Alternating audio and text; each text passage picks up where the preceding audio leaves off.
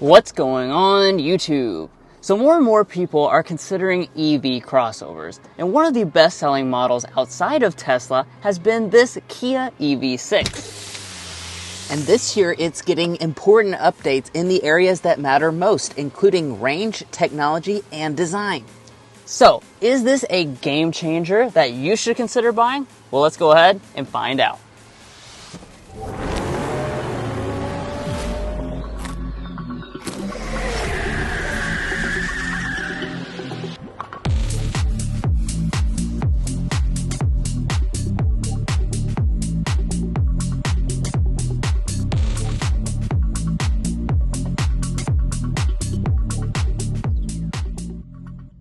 Now, as always, let's get things started here under the hood with our spec dump.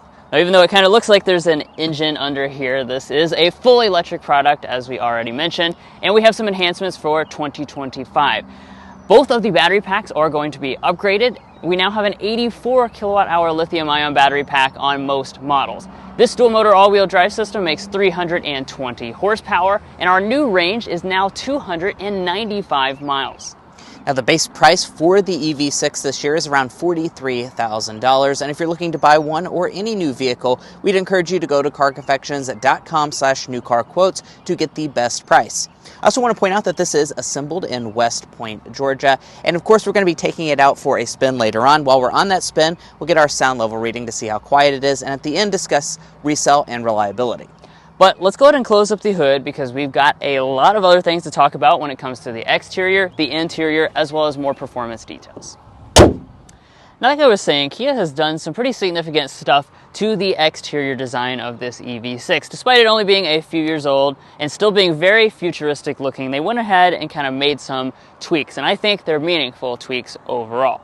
Now, starting out, of course, with our fascia, we've got that tiger nose shape going on. You're going to notice that you've got a black area right up here at the top, but most of your grille is going to be down here in the lower part. This will help ventilate that battery pack. You've got your Kia logo mounted up there on the hood, and our biggest change, though, is right here with our lighting.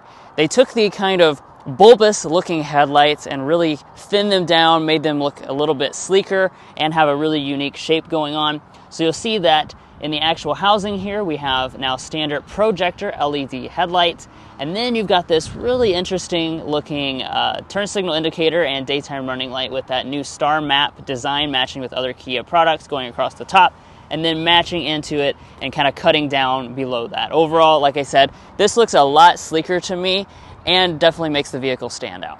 Now, as we move to the back, you're not going to see as many updates as we saw in the front. However, of course, this is a pretty futuristic looking vehicle overall. Yeah, it's very sleek looking, and speaking of that sleekness, we have a spoiler up top, a very sloped rear glass portion. I do want to point out, no rear wiper has been added for 2025. That's something that the Hyundai Ioniq 5 added this year, not on the EV6. And then as far as our lighting elements, you'll see a full-length light bar, very kind of three-dimensional design, and let's see if all the elements are LED. So we have an LED brake light portion, LED turn signal, and then down here in the bumper area, that's where you're going to find your LED reverse light. So overall, very premium lighting. We also have some silver trim going through here. As far as the towing capacity, that comes in at 2,700 pounds if you have one equipped, and the charge port door is actually located right here. So if the vehicle, yeah, there we go. If I open it up, you will find that new North American charging standard. So this is one of the very first vehicles in the US to have the new NACS charging standard. Now, as far as our wheels are concerned, we've got brand new designs for this refreshed model. They begin at 19 inches and range up to 21s. This is the 19-inch option here on today's Wind version, but you can get some different designs depending on which trim level. Full alloy, but it is mostly covered up, of course, helping with your range. We've got some piano black trim that's going to go around the wheel arches as well as the lower part of the body. And as we come up here to our mirrors, very wind-swept design on board with these. They are going to also come with a lot of standard features as well. So you have heating, blind spot monitoring, and power folding on all models. Now at the side, the EV6 continues to be 184.8 inches in overall vehicle length, and of course you can see it's very sleek for an SUV. It also has a little bit more of a sleek presence than something like the Hyundai Ioniq 5. So with that, we don't have roof rails on this model, and then we do have the flush mount door handles. Now, as far as the safety systems are concerned, Kia is going to give you every single one of those as standard equipment, which I'm really happy to tell you about. That will even include things like adaptive cruise control with highway drive assist 1.0. Additionally, if you choose at least this wind trim or above, that will give you highway drive assist 2.0, which allows for things like automatic lane changing. But guys, there is a lot of updates on the inside as well that we can't wait to show you. But first, if you're new here, we're brothers and we've been reviewing cars since we were 12 and 16.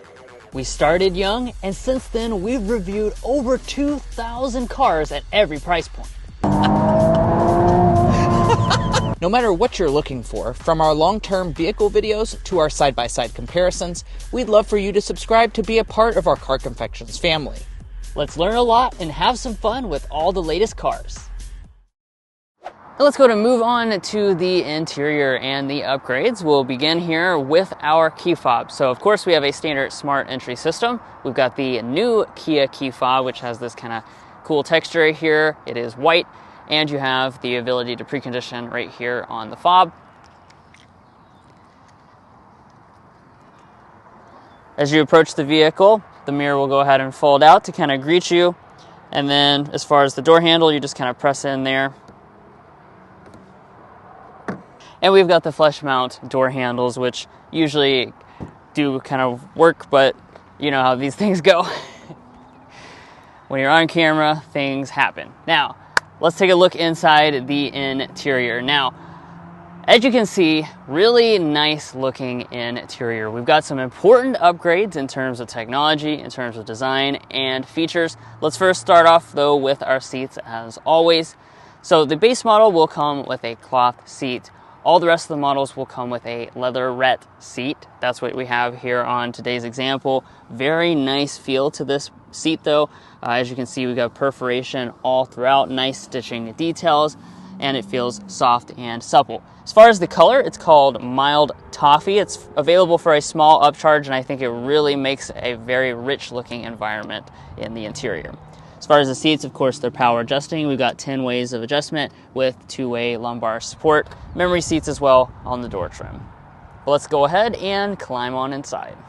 And looking around at the rest of the cabin materials, we'll begin with the door trim. We've got a area over here for our arm to rest against with leatherette, as well as the center section. Top part is going to be a soft touch plastic. Giving interest to the design, we've got this large insert of a recycled cloth that runs through here.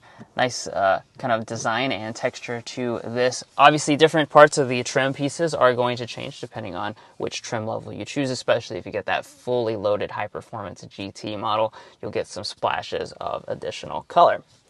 Now, one of the things I like about this EV is that it still maintains a traditional push-button start, which is located right here.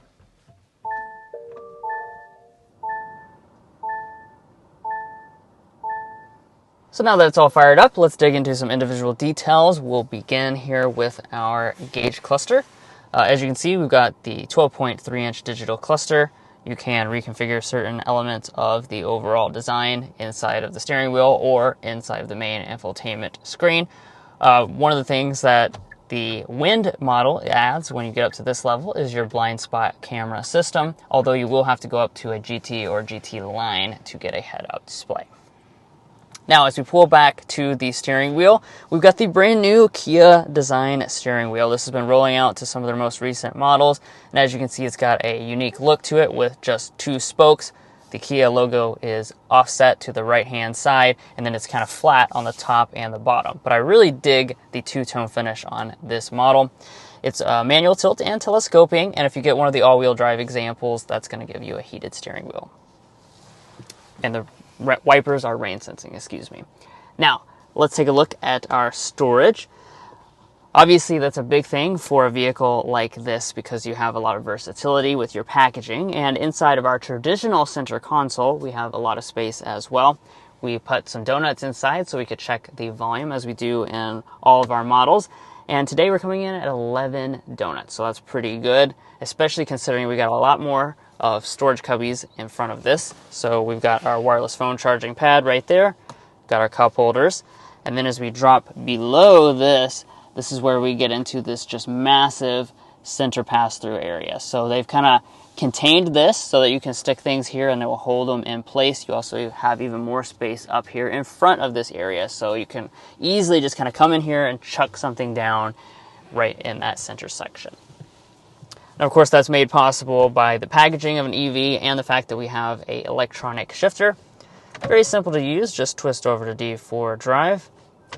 Go the opposite way for reverse. Just like with the blind spot camera system, once you get to the wind level, that's where you unlock the 360-degree camera system. As you can see, you've got both that traditional view as well as the overhead view, and then you can click right there to go into the 3D view and spin all around the vehicle. Of course, you do have an electronic parking brake with auto brake hold as well. Now moving on, let's kind of come into this whole region. First of all, below the climate controls, you have the climate controls for the seats themselves. We have standard heated seats on all models. Ventilated seats are also offered as well. And then the main climate panel is right above it. So you have your little knob here to adjust the temperature of the dual zone automatic setup. Of course, as you've probably seen in some other Kia products, you can press that button there and turn the climate functions into audio functions instead. When we do that, we've got our volume knob now to control either a standard 6-speaker sound system or an available Meridian sound system just on your GT and GT line models. Let's go ahead and sample, that 6-speaker sound system.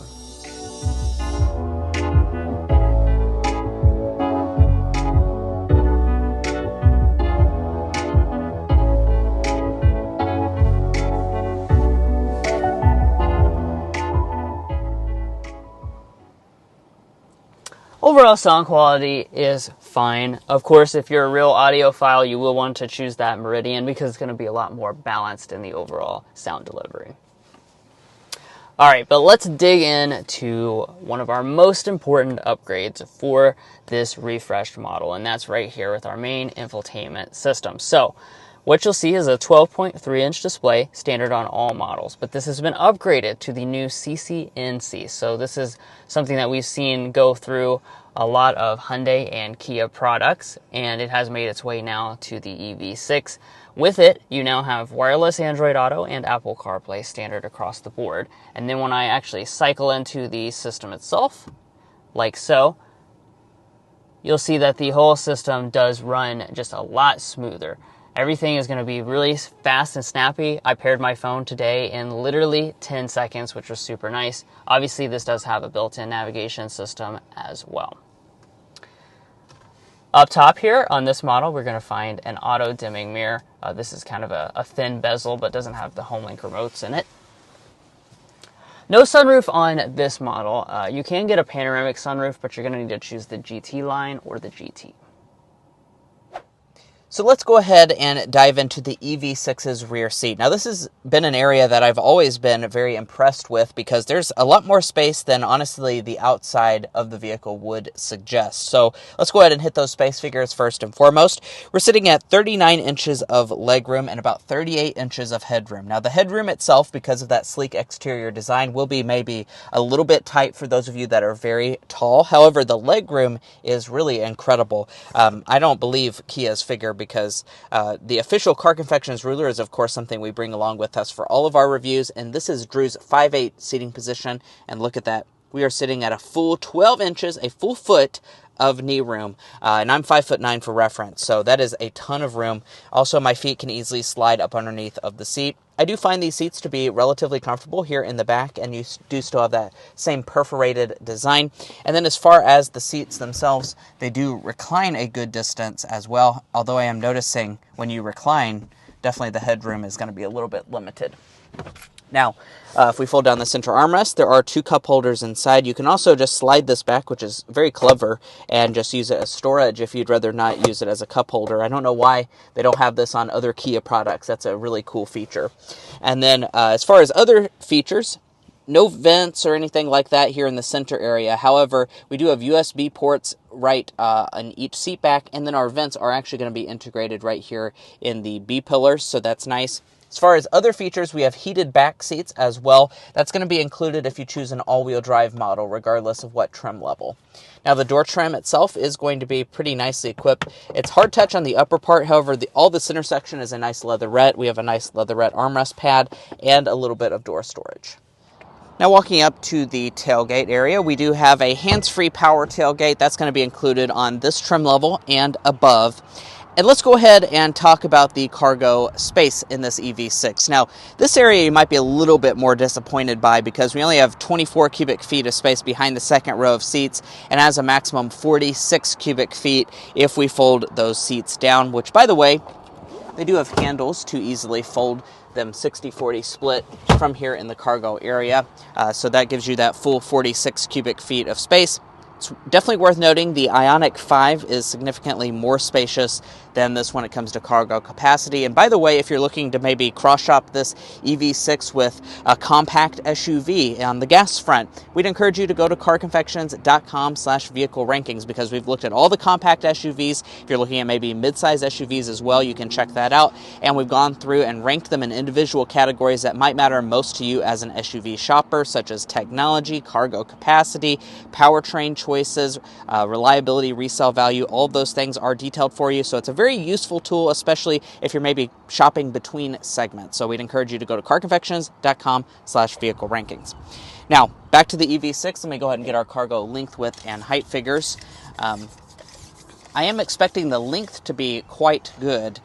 And indeed it is. 79 inches of overall cargo length behind Drew's 5'8" driving position. From behind the second row of seats, that's also really good, 37 inches of length. The opening is going to be a little bit tight, though, 38 inches wide. And then overall height, this is where, you might be a little disappointed as well. 26 inches of height at the tallest point. And then towards the end of the cargo area, you're looking at about a foot of space as your height. And then if we lift up the floor, there's a little bit of extra space up underneath of here. You can actually pull this up as well. That will give you even more space. There is not a spare tire, so keep that in mind. And if you want to know the overall cargo load-in height, about 29 inches.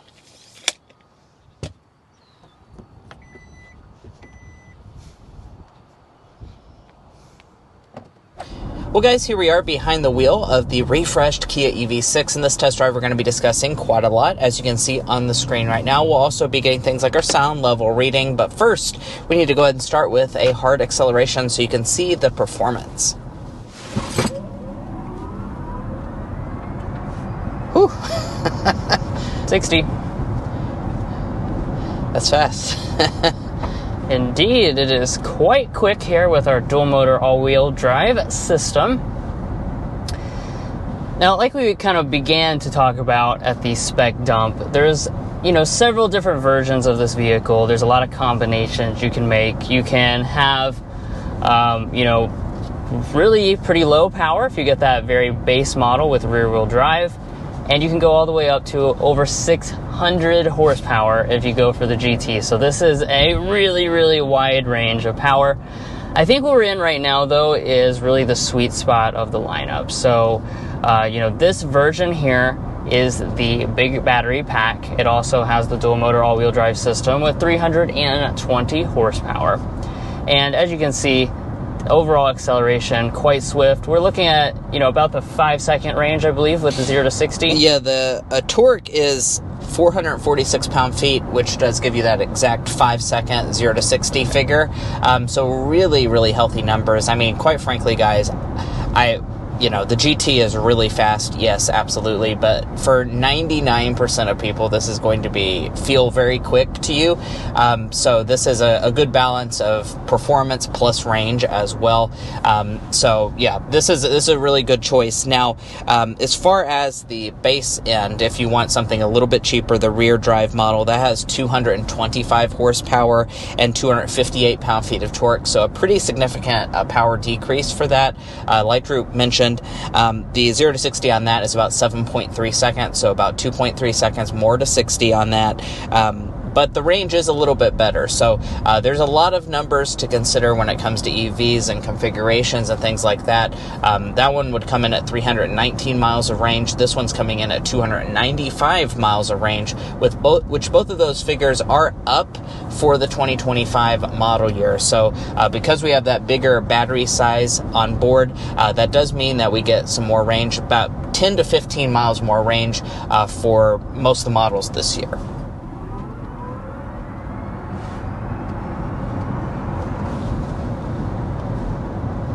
So both these accelerations we just conducted were in the sport mode, by the way.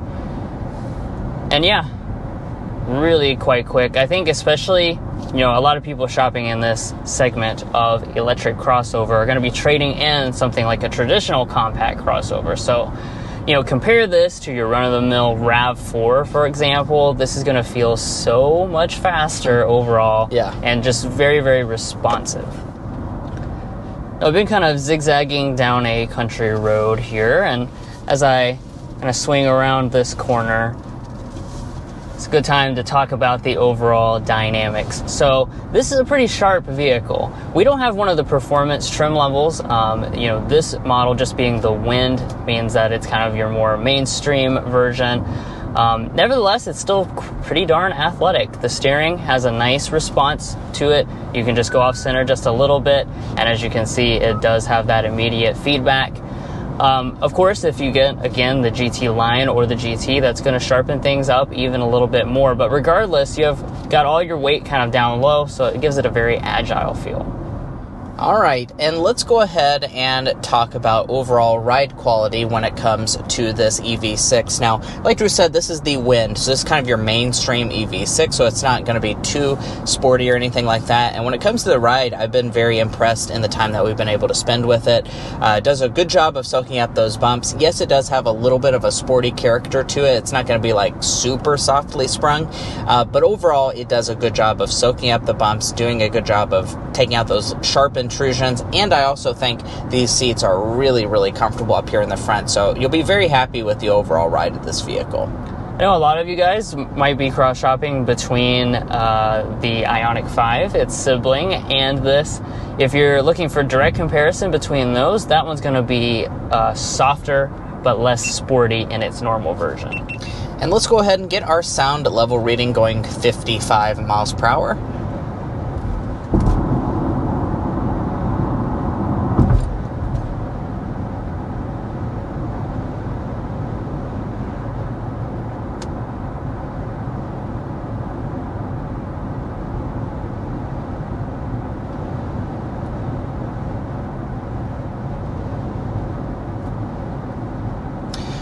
54.6 decibels is what we settled in at as our sound level reading for the refreshed EV6. We don't have to sit here and guess how it compares to other rivals. We can find that at carconfections.com/sound level readings.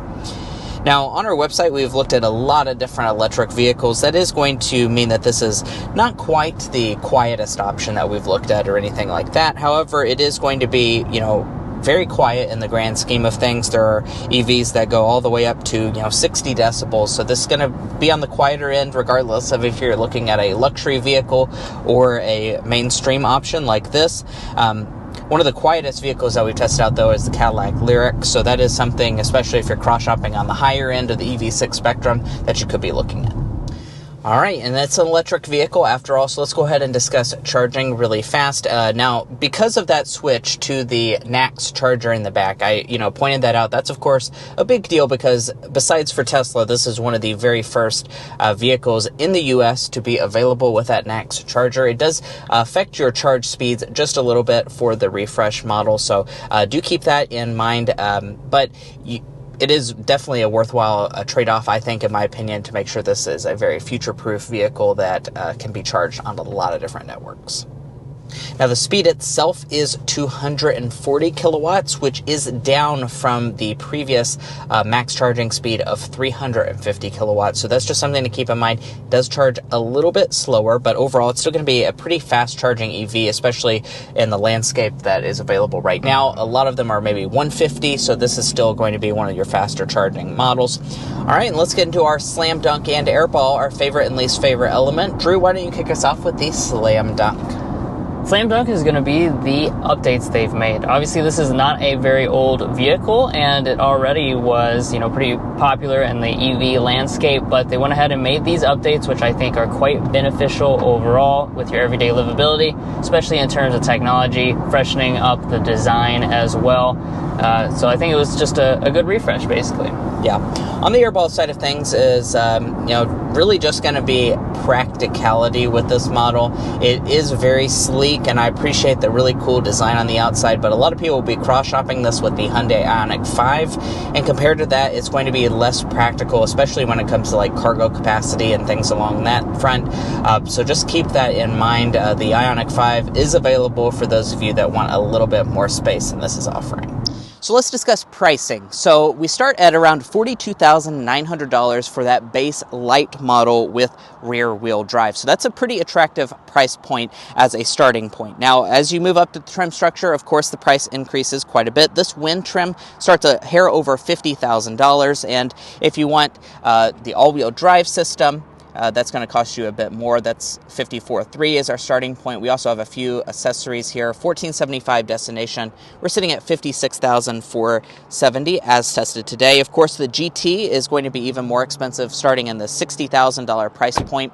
And I do want to point out, of course, I said this at the very beginning, but this vehicle is manufactured in West Point, Georgia. So, of course, stay up to date on the latest EV tax credit rules and regulations. Of course, they change all the time, but be sure to have that conversation with your accountant and if that may apply to you. Now, if you're looking to buy an EV6 or any new vehicle, we'd encourage you to also go to carconfections.com/newcarquotes. The reason you do that is because we have a tool on our website that will connect you with local car dealers in your area to get you the best price. It's also going to give you access to invoice pricing information, which is a great tool for dealership negotiation. We even have a monthly payment tool, so you can check that out as well. Once more, you can find it in our video description, and we also have a pinned comment at the top of this video. But buying a vehicle is about more than just the original MSRP, so let's dive into resale and reliability. First up, let's talk about resale value. As an economics graduate myself, Drew and I took the time to develop what we think is a good estimate for this Kia EV6's potential resale value. We estimate that after 5 years and 60,000 miles, it would be worth 49.02% of original MSRP, and after 10 years and 120,000 miles, 21.1%. Now, it's worth noting those are right at the industry average for all vehicle brands. However, it is going to be less than some of the other brands you could be cross-shopping with, depending on what you're looking at. Hyundai is a little bit higher. Brands like Honda and Toyota are higher resale value percent-wise. And also, I do want to point out, electric vehicles are more turbulent when it comes to their resale values, depending on market conditions. Now, we've also done the same for reliability by developing the Combined Reliability Index. This takes into account several studies on reliability from trustworthy sources and combines them in a way that gives you a more holistic picture. In this regard, with our latest 2025 data, Kia is rated above the overall industry average for all vehicle makes. Now, if you'd like to learn more about our resale values, reliability information, or our methodology, we'd encourage you to go to carconfections.com/resale and carconfections.com/reliability. Buying a new vehicle is a very big decision, so you want to make sure you're making a smart purchase, especially if you're cross-shopping between different vehicle brands. Now, lastly, I do want to point out when it comes to your warranty, you do have a really good one, 5-year, 60,000 mile basic warranty, and powertrain and battery coverage is 10 years and 100,000 miles.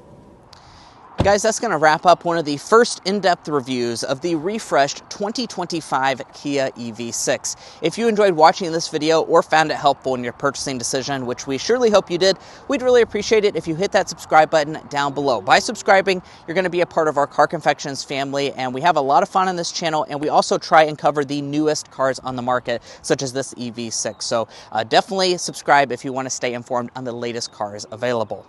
If you're already a part of our family, thank you so much for your continued support, and we'll catch you next time as we sample more of the latest automotive delicacies.